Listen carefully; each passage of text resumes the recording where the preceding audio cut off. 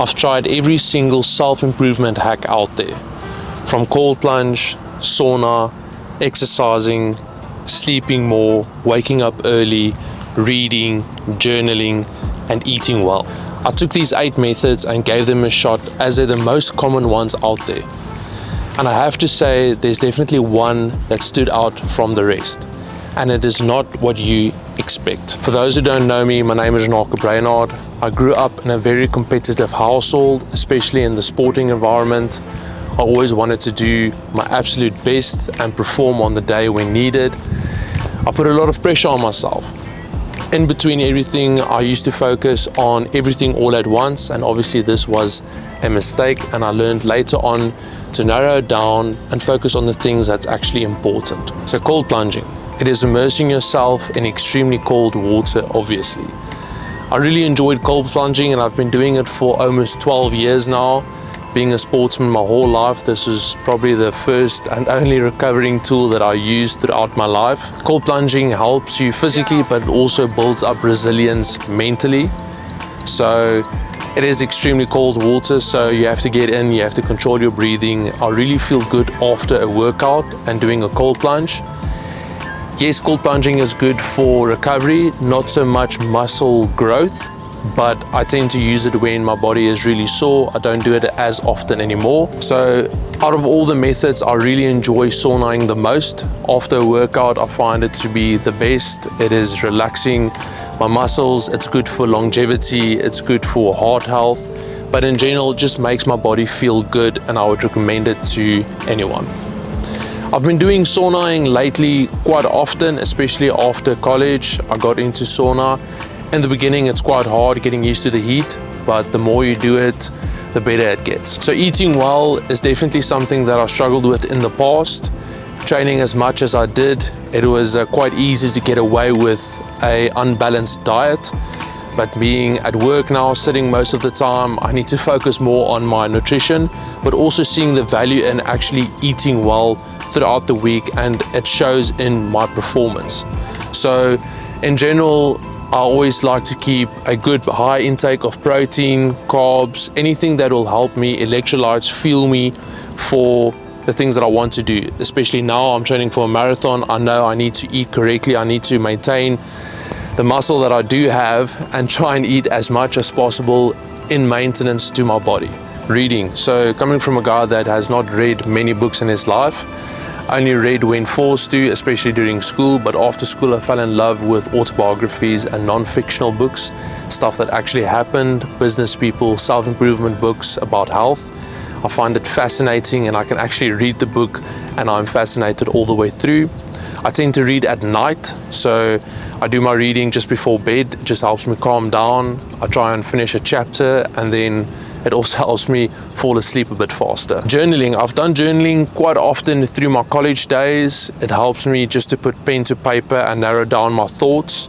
These days I don't do it as often, but like I mentioned, it is a good way to just calm your senses, gather your thoughts, write the things that's important to you, and the same as exercise, but it just dims the noise out, especially if you're busy and you have a determined mindset like myself and you want to achieve big things.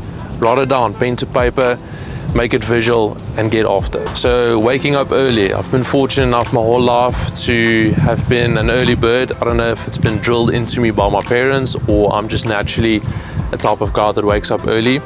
But I love waking up early, doing the things that I have to do in the morning, whether that's exercise, work. I just feel like it sets the foundation for my day, but it's a thing that if I can do it, and I can do a lot of things while other people are sleeping, it might seem a bit cliche, but getting things done early, most important work for me, and the early mornings are important. I also think being an athlete most of my life, I think that waking up early, going to workouts was just part of my life, and I continued it through college and of course after college during my work days. But I find extremely valuable insight of waking up early. Sleeping more is definitely something that I've incorporated lately into my lifestyle. There's extremely a lot of research on why sleep is important, especially having a deep sleep in your REM stage. Yeah, it is quite hard if you live a busy lifestyle, but making the time, planning backwards. Even if you need to wake up early, need to go to bed earlier, I just find it to be closer to time management, and if it's really important, you'll get it done. The benefits, I'm not a scientist, but I do believe that it has changed my life quite a bit, getting enough sleep. Lastly, exercise. I absolutely love exercise. I am extremely passionate about exercise, about movement, the movement of the body. That's why I train in the mornings and I train afternoons. It just keeps me sane. I also feel like it's a foundational block for my life in the sense of it builds discipline. It creates time management.